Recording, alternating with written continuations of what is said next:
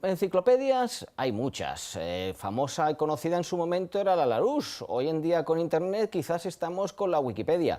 Pero enciclopedia humana, viviente, que lo sepa sobre música, pues todo, solamente hay una, que es la Pardopedia, y que es la que dirige José Ramón Pardo. José Ramón, bienvenido, ¿qué tal? Muy bien y muy contento de poder hablar un poco de música, aunque en el programa de hoy no voy a poner nada de música, voy a hablar, cosa que no me gusta nada, pero bueno. Bueno, aparte de hablar, pues podrías a lo mejor incluso cantar. Oye, No, ya que... tampoco hay que martirizar al personal. Estar aquí media hora escuchándome a mí ya bastante castigo. Bueno, bien. En este caso, lo que ibas pues a seguir en toda esa evolución, la importancia que tuvo la discriminación racial. Hablábamos antes de empezar el programa, que es que hasta fechas relativamente recientes. Sí. Yo recuerdo una película que se llamaba Loving, que no se podían casar. Ellos en el sur se tuvieron que ir al norte y luego por una demanda contra el Estado que ganaron en el año 67. O sea, hablamos de hace 50 años. Pero anteriormente había una discriminación que afectaba a todos los niveles, ¿no? Bueno, es decir, estamos hablando de música y de rock and roll, sí, y queríamos explicar cómo la fusión de la música blanca y negra produce el rock and roll, del rhythm and blues y del country. Pero hay que explicar cómo estaban los estados del sur. Hace 150 años, a finales de la década de 1860, termina la Guerra de Secesión Americana, la esclavitud es abolida y en teoría tienen los mismos derechos. En teoría. En teoría. En principio, las grandes plantaciones del sur convierten a sus esclavos en empleados, aunque les paguen muy poco, les hagan todo tipo de faenas, y los que son están un poco más preocupados se suben al norte, donde se les trata tampoco muy bien, pero están los grandes centros industriales, tienen trabajo pues, en las fábricas de coches, el acero, es decir, los mercados emergentes.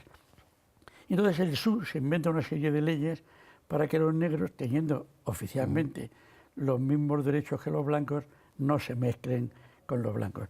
Tenemos aquí una fotografía de una manifestación donde no dice que sea peligroso, sino dice la mezcla de razas es comunismo. La palabra comunismo en los años 50 se acababa de descubrir que Estados Unidos había perdido la digamos, hegemonía de la bomba atómica porque los rusos habían hecho otra, estaban muy asustados. Alto a la mezcla de razas, marchemos con Jesucristo. Es decir, mezclaban religión, política, para reconocer esto. ¿Qué sucedió?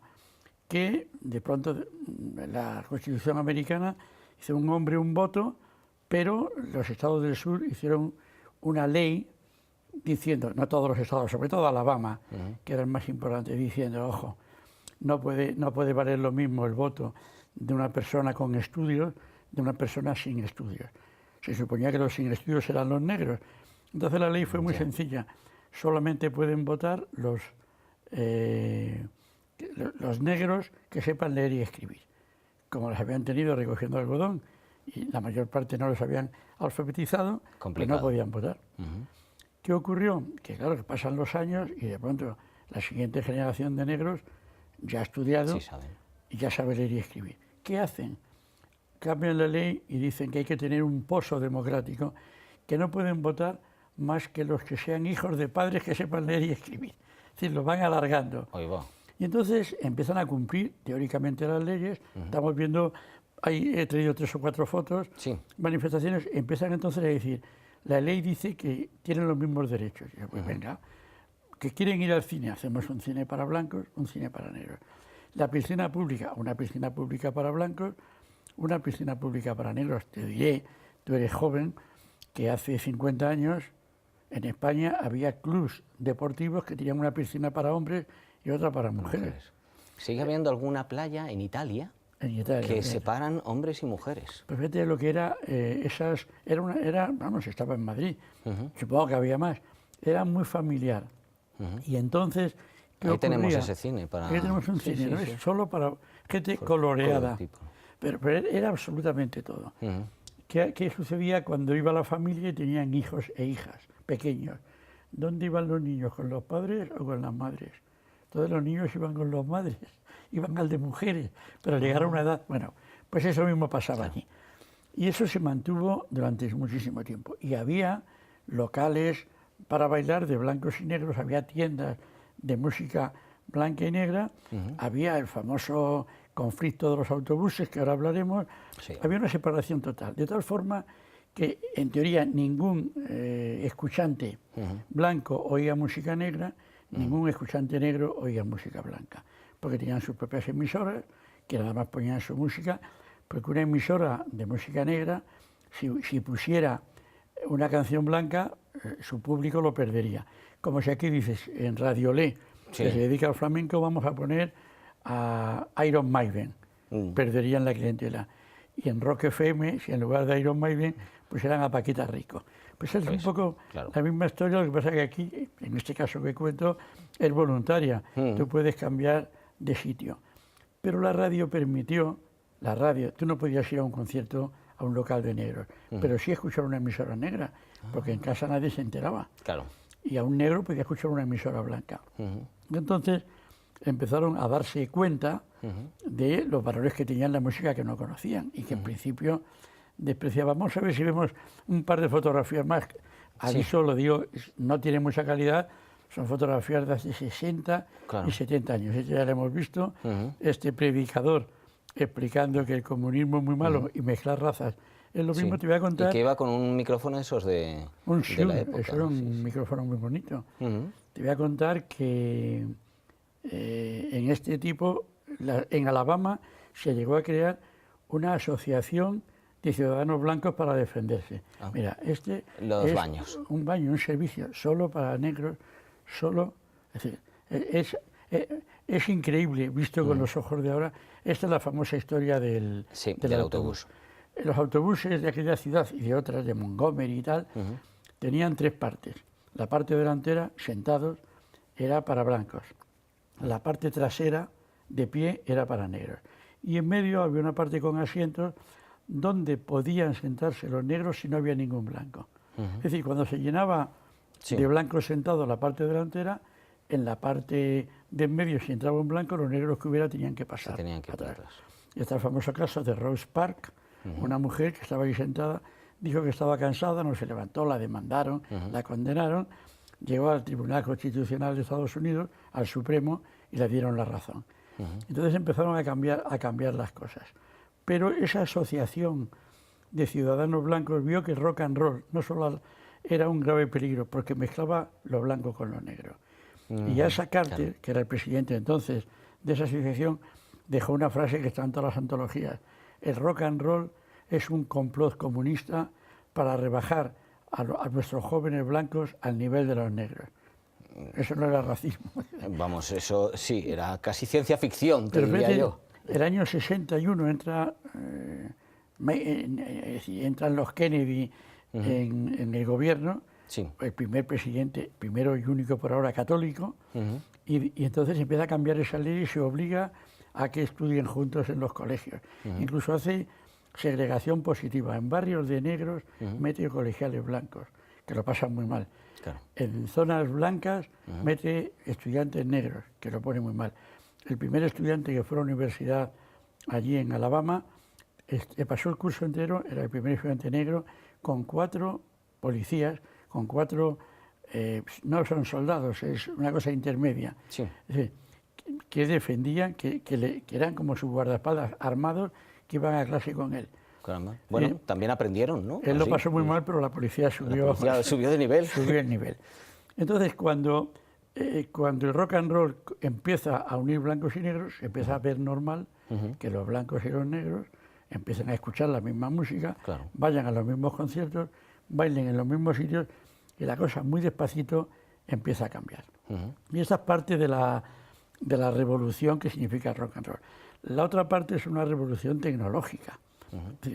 Hasta que empieza el rock and roll, hasta los años 50, mediados de los 50, el disco que más se vende es el disco de 78 revoluciones, un disco grande, que llamamos de pizarra o de piedra, que tiene una canción por cada lado, que suena muy mal, que se utiliza en unos viejos fonógrafos.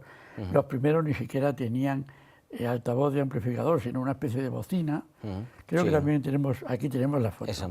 Entonces, ese tocadiscos, que no era eléctrico, que se daba la cuerda, había que hacer cuerda como un reloj, Sí. y cuando habían pasado 7 u 8 discos, había que volverle a dar cuerda. Y tenía ese tipo de bocinas muy bonitas. Hoy día nos parece un aparato muy divertido. Pero entonces, En un hotel, el otro fin de semana lo he visto yo, que mantenían uno de estos. En un hotel. Claro, queda bonito. pues pero- el problema de esto es que toda la gente sabía, bueno, ya esto es muy primitivo, luego se hicieron eléctricos, con altavoces, equipos de radio y demás. Pero la gente mayor, la gente de tu edad, no como yo, los jóvenes, tenía una gran colección de discos y un buen tocadiscos de ese tipo. Y no le podías convencer para que comprara discos de rock and roll, que era otro sistema, Sí. que era el disco microsurco, y que no se podían oír, tenía que comprar otro tocadiscos. Ah, era completamente distinto. Era totalmente distinto. Entonces, la generación adulta se resistía al rock and roll también por una razón económica. No solo porque no le gustara, como nos pasa a los de mi guinda con el rap y con estas cosas. Sí. ¿No te Sí. gusta el rap? No demasiado, no soy... Soy aficionado solo, no soy profesional del rap. Fíjate que sería lo mío, porque a mí, por hablar, Yo, claro, cualquier y te cosa, veo con la gorra y tal, y sí, sí. haciendo eso. Vale. Exacto. Pues entonces, el tocadiscos de ese tipo no admitía esa lectura, y entonces las propias compañías de discos empezaron a inventar unos tocadiscos mucho peores, portátiles para poderlos llevar de guateque en guateque, donde se podían poner los nuevos discos. Y también creo que tenemos, has dicho que hoy no cantábamos, si quieres cantar Sí, tú puedes, hoy rapeábamos. pero tenemos fotografías de esos tocatas. Ah, Como ves, mira, ahí sí. se ve la tapa de arriba, es el altavoz. Ujú. Entonces, esos son los discos pequeños, Robert y Antal, los relámpagos.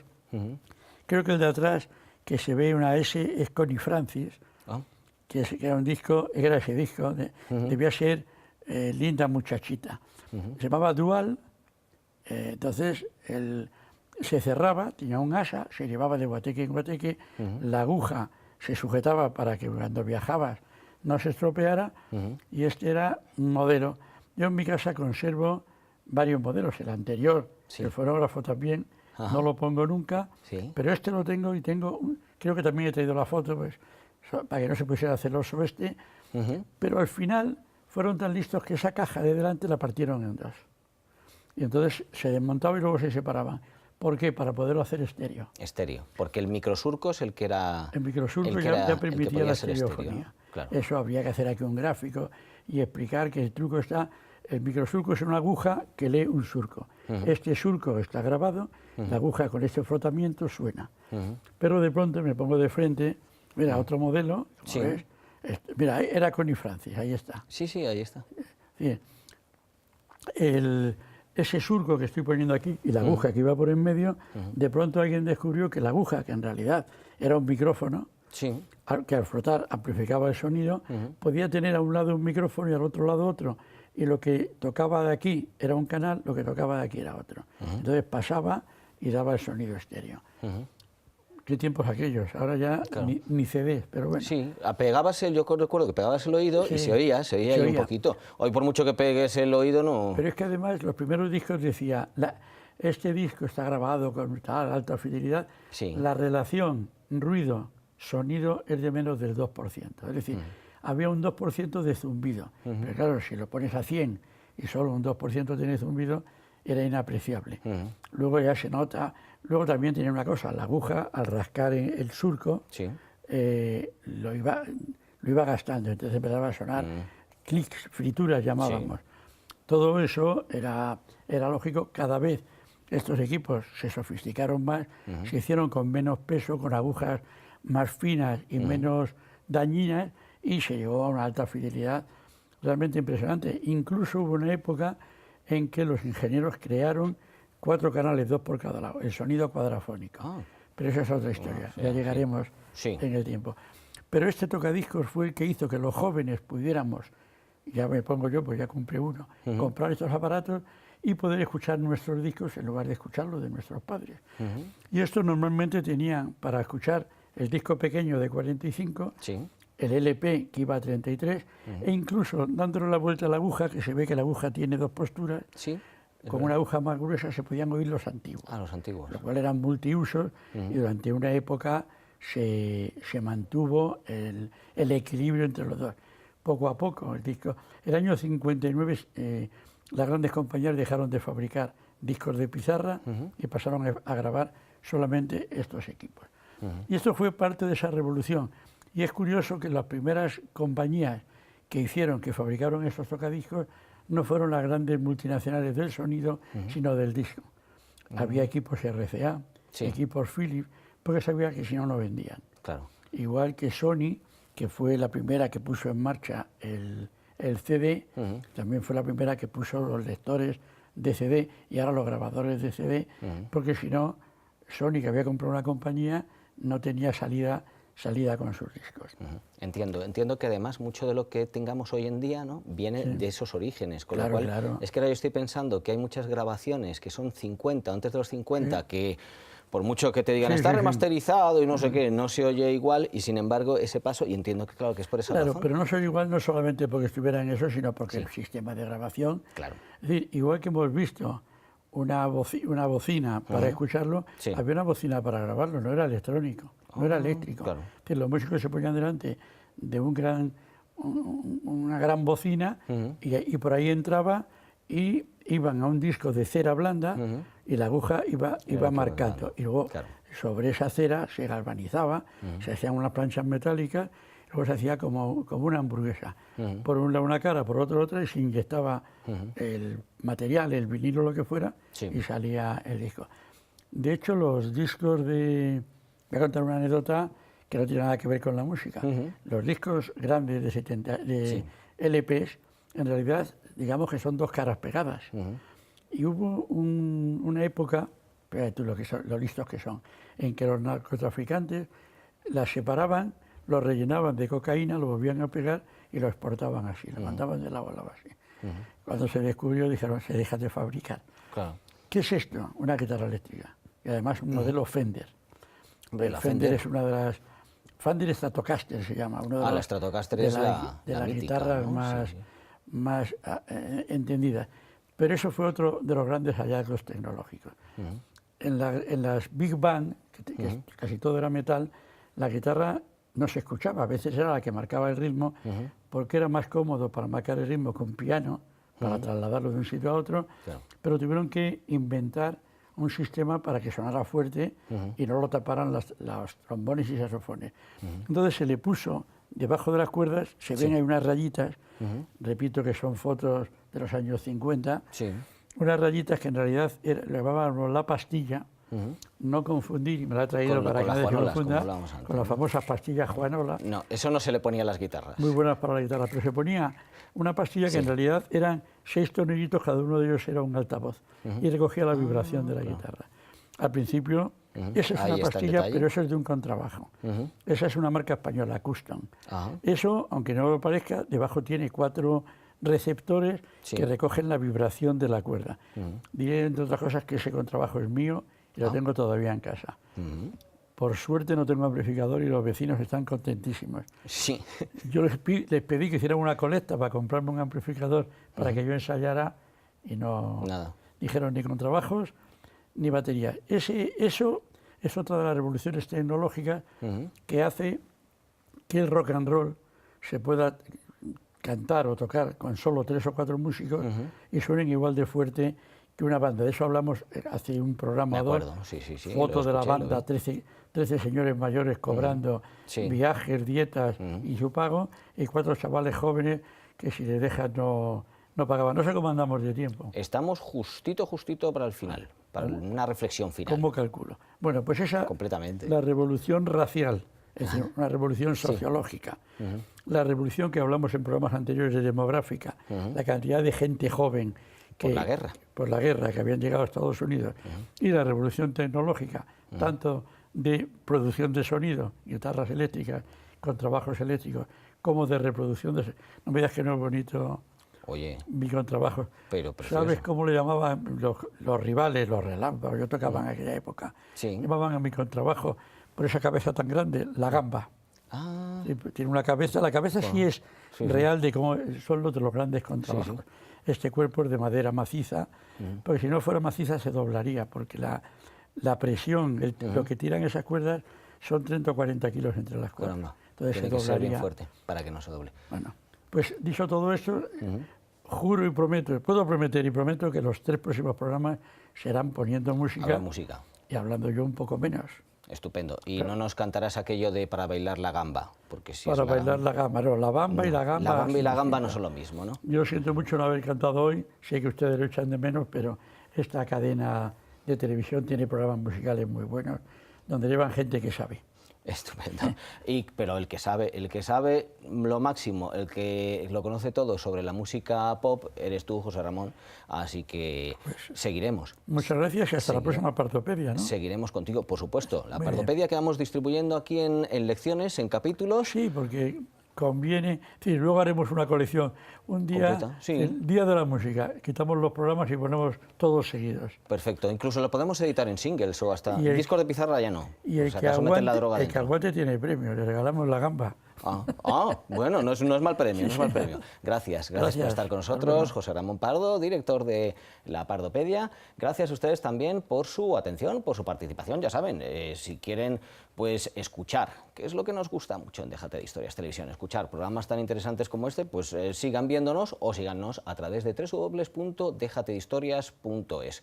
Más conocimiento, más música, por supuesto, sobre todo, de música pop, que es la que conocemos y que nos gusta aquí en Pardopedia, en próximos programas. Hasta la próxima.